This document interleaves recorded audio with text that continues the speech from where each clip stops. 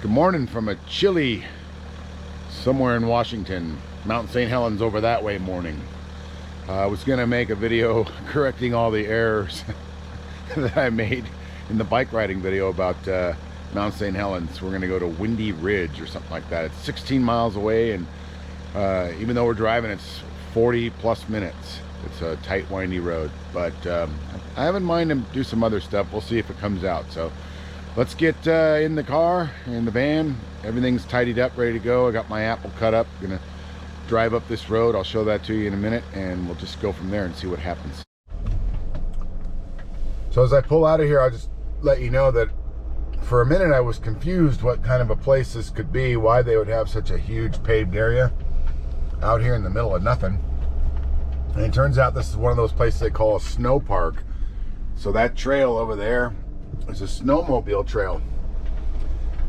And being a Southern California guy, I have been so intrigued about snowmobiling. I've heard a small handful of people in my life tell me how awesome it is. So maybe one of these days the Nomad bike rider will be the Nomad snowmobiler. I'm not going to hold my breath, but hey, you never know. So I pulled in here last night, and it was, man, it was awesome. Super dark. There was a bunch of Forest Service guys in trucks standing out in the cold. There it is. It's the Pish Snow Park. And we're going that way. Anyway, they were standing out here, and I asked them if I could crash out for the night, and the reaction was pretty funny. So, like I said, we've got 16 miles. Oh, I guess I should finish that thought. He looked at me like, of course you can, you idiot. But I digress. 16 miles up to Windy Ridge and 40 minutes on the map. Those trees were scorched 41 years ago by the blast. And I believe this is about, 13 miles away from the volcano itself. I can tell you this is a really awesome road. I wish it was a little warmer than low 40s. Maybe I'd ride my road bike on it. Look at that. Pitching.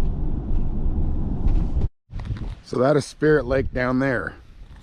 And you can see all the logs still up against the side of the lake there. Those just tens of thousands of logs that are still there from 41 years ago when they were blasted into the lake. That's pretty cool. Bit of a different, better view of Spirit Lake. Look at the logs. My goodness. And the whole thing was covered. It is freezing too.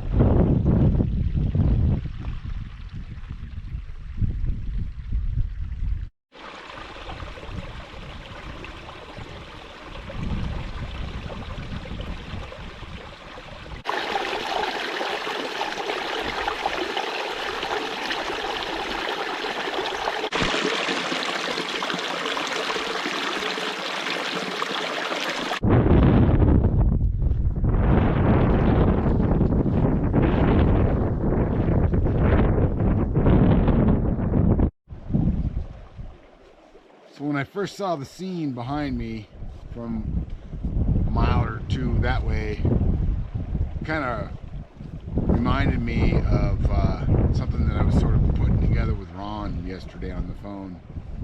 And that was some recall that I had with this whole, it kind of culminated in being here at Mt St Helens day before yesterday, riding my bike, and now coming back here today. And it was a story about when I we attempted to go camping when I was a family man, and had my wife and the 3 kids, 3 stepchildren, and Rebecca, the middle child, just a freest spirit you'd ever want to meet. She took off and she was gone for a long time, and when she came back, I just went into a rage. It was horrible. It was absolutely horrible, and just threw everything into the truck that we had borrowed from a friend, and it was going to be this glorious occasion with the family, and I drove us home in just a fit of rage and dead silence in the truck.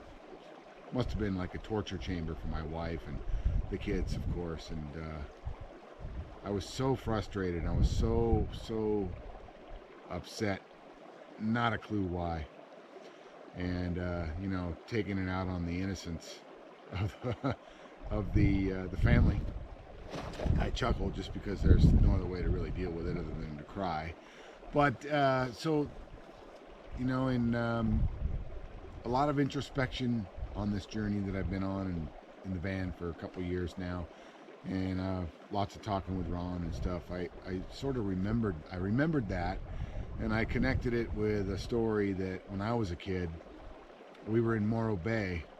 So there I am, I'm in Morro Bay with my folks, and we got the hotel room. There's Morro Rock out there, and I knew that I was a young surfer at the time. I was probably about 13, and I wandered off. And I walked probably a couple miles out to the rock, and I was watching the waves crash against the rock, and then I was watching the surfers, and of course I had been gone a long time, and it wasn't the rage that I exhibited, but I was in a lot of trouble, and people were really frustrated and upset, you know. And so what I discovered about that incident with my family, with Rebecca and Elizabeth, Cassandra, and John Ryan, was that you know, what I was feeling at the time, it took decades to recognize that what I was feeling was, I was so unfamiliar with freedom and camping and just being allowed to wander around that I didn't know how to handle it.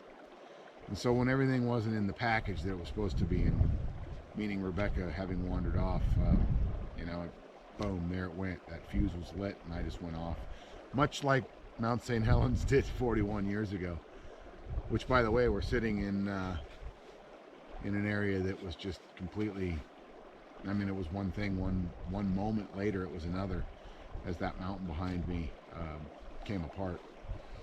So anyway, I feel like most of that story is completed at this point, having recognized some of the components and how they fit together and why they blow up the way they do. It's taken a long time to get here. You can get here without having to live in a van and wander around the country, but I think that it certainly helped me become more self-aware and discover who I really am and how I really tick, because I'm so alone most of the time. I don't have a lot of distractions, you know. Like, this is sort of a recreation of both my wandering off at Morro Bay and Rebecca's wandering off. I'm just going to assume she's a very curious young lady, like I am a very curious young guy. And so about an hour and 45 minutes ago, I started walking. And I was just going to go around the corner.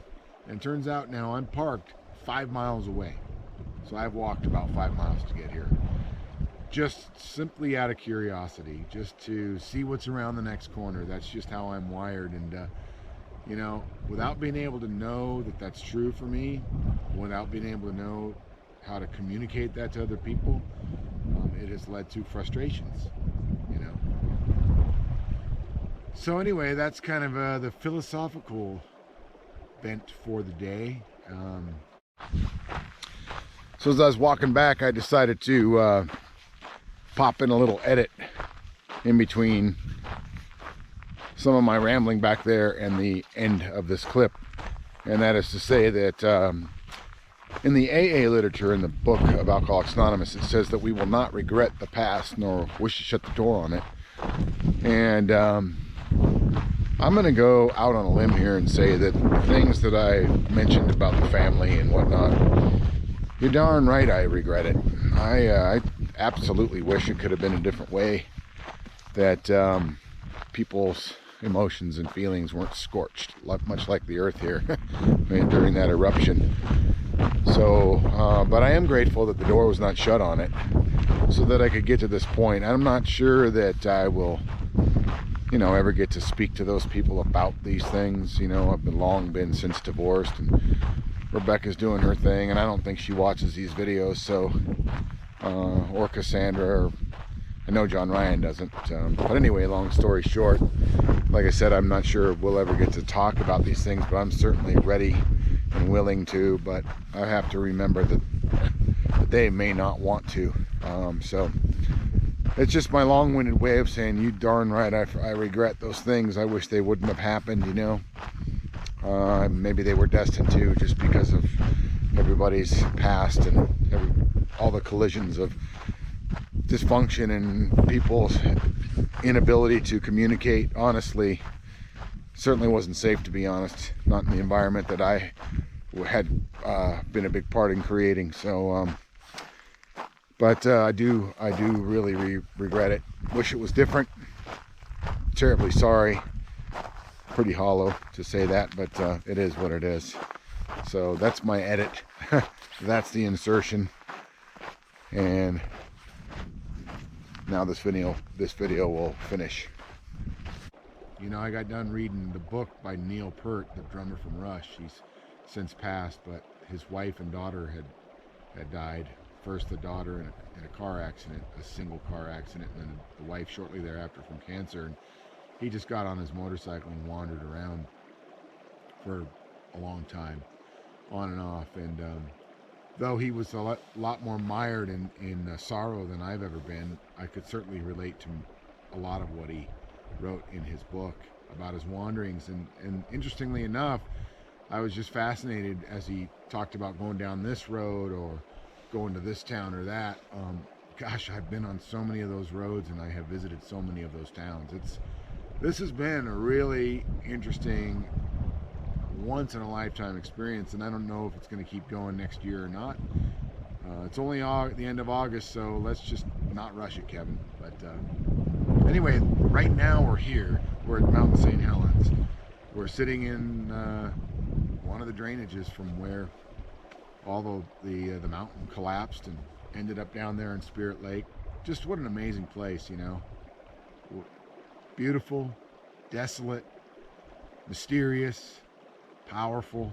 There's so much going on here, and it has evoked a lot of memory in me.